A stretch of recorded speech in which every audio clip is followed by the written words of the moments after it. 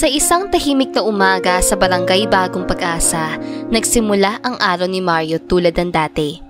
Isang basurero na masipag, simple at masayahin. Habang nag-iikot siya sa kanyang ruta, napansin niya ang isang mamahaling bag na nakaipit sa gilid ng tambak ng basura. Binuksan niya ito at laking gulat niya nang makita ang sangkaterbang pera sa loob.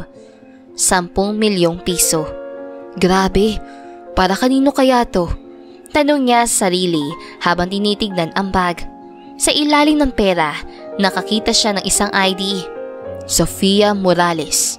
Basa niya. Agad niyang inalam kung saan nakatira si Sofia at nagpasya siyang isauli ang bag. Si Sofia ay nag-aalmusal kasama ang kanyang fiancé na si Albert sa kanilang magarang bahay. Si Albert ay anak ng isang kilalang negosyante. Ngunit hindi maikakaila ang kanyang kayabangan at pagmamataas. Sofia, you should really be more careful with your things. Imagine ko hindi nahanap ang bag na yan. Sermong sabi ni Albert. Oo nga eh, buti na lang at nahanap. Sagot ni Sofia na may halong kaba sa boses. Nang tumunog ang doorbell, si Sofia ang nagbukas ng pinto. Sa harap niya ay isang lalaking may dalang bag. Ang bag na nawawala. Magandang umaga po. Kayo po ba si Sofia Morales? Tanong ng basurero. Opo, ako nga. Ikaw ba ang nakapulot ang bag ko? Tanong ni Sofia na puno ng pasasalamat. Salamat talaga ha. Huwag po kayo mag-alala ma'am. Dapat lang naman pong isauli ang hindi sayo. Simpleng sagot ni Mario habang inaabot ang bag. Pagkarinig ni Albert sa usapan, lumapit siya at nagtanong. Sino ka ba? At anong ginagawa mo dito sa bahay namin? Ako po si Mario, sir. Ako po ang nakapulot ng bag ni Ma'am Sofia. Magalang na sagot ni Mario. Isang basurero lang pala. Patuyang sabi ni Albert. Sofia, bigyan mo na lang ng pera at paalisin mo na yan. Napahiya si Sofia sa inasal ng kanyang fiancé. Mario, pasensya ka na ha. Maraming salamat ulit. Heto ang kaunting pabuya. Sabi niya habang inaabot ang isang sobrang may laman na pera. Hindi po kailangan ma'am. Ang mahalaga ay naibalik ko sa inyo ang bag. Magalang na pagtanggi ni Mario bago siya tuluyang umalis. Sa mga sumunod na linggo, hindi maalis sa isip ni Sofia ang kabutihang ipinakita ni Mario. Nakikita niya ang malaking pagkakaiba sa ugali ni Albert at ni Mario na isang simpleng basurero ngunit puno ng integridad. Isang araw, habang naghahanda sila para sa kanilang kasal, nagpasya silang kumain sa isang bagong bukas na restaurant. Habang pinipili nila ang mga pagkain na yahain sa araw ng kasal, nagkaroon sila ng pagtatalo. Bakit hindi na lang yan ang kunin natin? Mas maganda yan, matigas na sabi ni Albert. Pero gusto ko sana yung isa. Mas paborito ko yun eh. Mahinaong sagot ni Sofia. Ano bang alam mo? Ako ang may alam kung ano ang maganda. Sigaw ni Albert habang sinasampal si Sofia. Nakita ni Mario ang pangyayari mula sa kabilang besa at dali-daling lumapit. Hindi tamang ginagawa mo. Wala kang karapatang manakit ng babae. Galit na sabi ni Mario habang tinutulak si Albert palayo kay Sofia. Nagulat si Sofia sa bilis sa pangyayari. Mario, anong ginagawa mo dito? Tanong niya. Nagkataon lang na nandito ako, ma'am. Hindi ko kayang hayaan ng ganitong sitwasyon. Sagot ni Mario. Ano bang pakialam mo? Basurero ka lang. Galit na sigaw ni Albert. Basurero lang ako sa paningin mo. Pero hindi ibig sabihin nun na wala akong pakialam sa tama at mali. Sagot ni Mario na buong tapang. Abay, sira palang pag-iisip mo eh. Galit na sambit ni Albert kay Mario at sinunggapan nga ito na suntok. Hindi naman gumanti si Mario, bagkus ay nag-iwan ng payo sa dalawa. Alam mo pre, hindi natin mapapalakad ang isang kumpanya, maging ang isang relasyon, kung mismo puso at isipan natin ay hindi nakaayos. Baka kaya nagkakaganyang kumpanya mo dahil hindi maayos ang ugali mo, kaya apektado pati pamamalakad mo. Huwag mong hayaan na sitwasyon ang magturo sa'yo para maging mapagkumbaba ka. Kasi kung lagi yabang lang ang meron ka, lahat sa'yo pwede mawala. Ani ni Mario kay Albert, tapos tumingin siya kay Sofia. Ikaw rin, ma'am. Suriin mong maigi ang panloob na anyo bago maikulong ang sarili mo sa isang sitwasyong mahirap ng alisin. Kilalanin mo ang ugali ng lalaking pipiliin mong makasama habang buhay. Kung maayos ka namang babae, nararapat lang na pumili ka rin ng lalaking rerespetuhin ka. Know your worth. Dagdag ni Mario kay Sofia at saka umalis. Pareho hindi nakapagsalita si Albert at Sofia sa mga sinabi ni Mario na animoy napakalalim at napakalawak na sakop ng kaalaman. Lalo na nabanggit pa nito ang patungkol sa kumpanya ni Albert na nag-iwan ng palaisipan sa lalaking mayabang. Dahil sa pangyayaring iyon, napag-isipan ni Sofia ang kanyang relasyon kay Albert. Nakita niya ang tunay na ugali ng kanyang fiancé at napagtunto niyang hindi ito ang taong nais niyang makasama habang buhay. Lumipas ang ilang buwan at nakipaghiwalay si Sofia kay Albert. Nagpatuloy siya sa kanyang buhay, ngunit palagi naiisip si Mario. Isang araw, nagpasya siyang puntahan ang lugar kung saan madalas magtrabaho si Mario. "Hi Mario, kamusta ka na?" Tanong ni Sofia nang makita si Mario na naglilinis sa kalsada. "Oh, Ma'am Sofia, mabuti naman po ako. Kayo po?" Sagot ni Mario na may ngiti. "Maayos naman.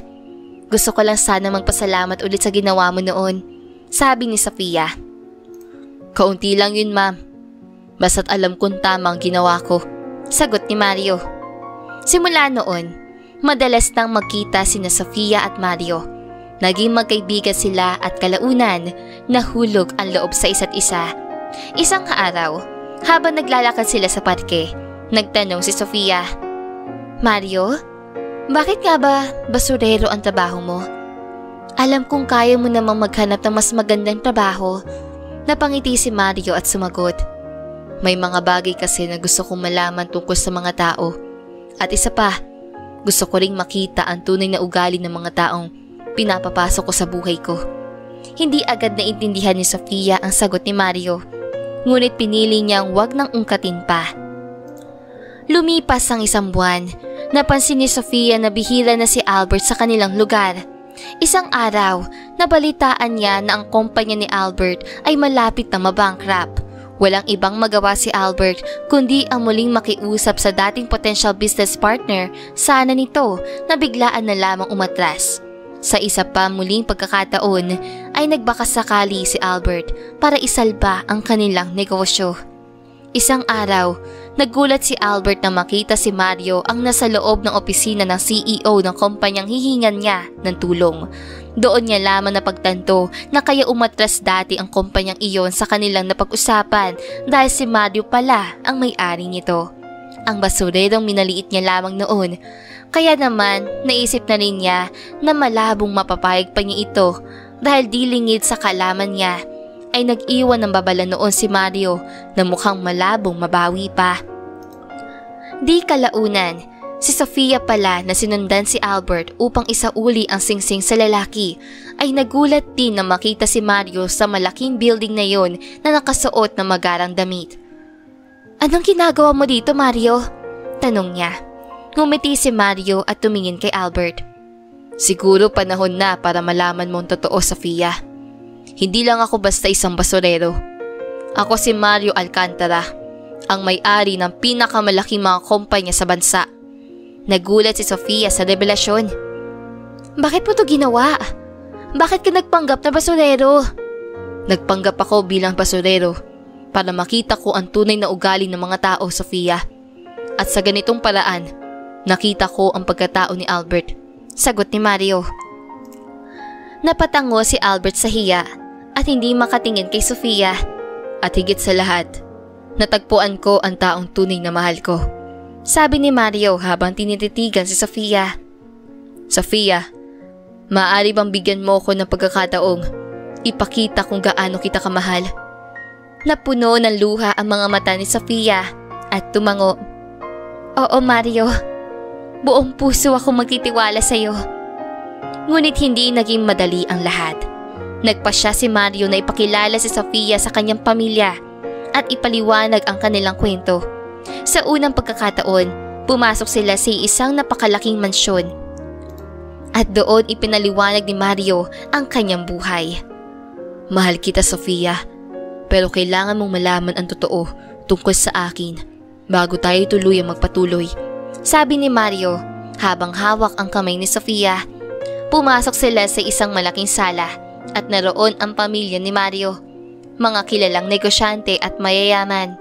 Ipinakilala ni Mario si Sofia bilang kanyang kasintahan at ikinuwento ang kanilang natatanging kwento ng pag-ibig. Sa kabila ng yaman at estado ni Mario, nagdesisyon si Sofia na manatili sa kanyang tabi dahil nakita niya ang tunay na pagkatao nito. Hindi naging hadlang ang kanilang magkaibang mundo upang umusbong ang tunay na pag-ibig. Bagay na labis na ipinagpapasalamat ni Mario dahil nahihirapan siyang makahanap ng babaeng mamahalin siya kahit sino pa siya at di lang dahil sa kung ano ang meron siya. Niyakap ni Mario si Sofia at nagpasalamat sa Diyos sa kanilang pagkakatagpo. Nahanap ni Sofia ang tunay na pag-ibig sa taong hindi niya inaasahan. At si Mario naman ay natagpuan ang babaeng handang mahalin siya ng buong puso. At doon nagsimula ang kanilang masayang kwento. Napatunayan nilang hindi hadlang ang estado sa buhay upang makahanap ng tunay na pag-ibig.